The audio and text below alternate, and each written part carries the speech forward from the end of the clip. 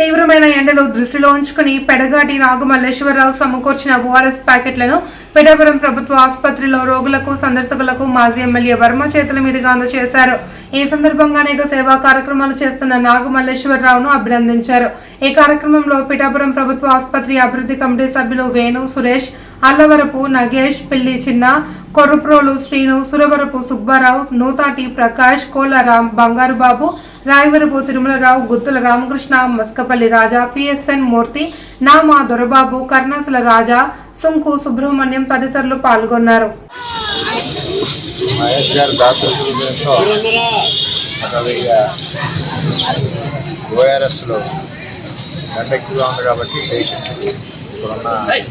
వైద్యం చేయించుకోవడానికి వచ్చిన వాళ్ళకి ఇచ్చాను. గవర్నమెంట్ హాస్పిటల్లో చాలా దూరం నుంచి వస్తారు కాబట్టి ఇటువంటి కార్యక్రమాలు చేస్తున్నందుకు ఆయనకి నేను ధన్యవాదాలు తెలియజేస్తున్నాను. ఇటువంటి మరిన్ని చేయాలని ఆ భగవంతుడు ఆయనకి ఆశీస్సులు కోరుకుంటున్నాను.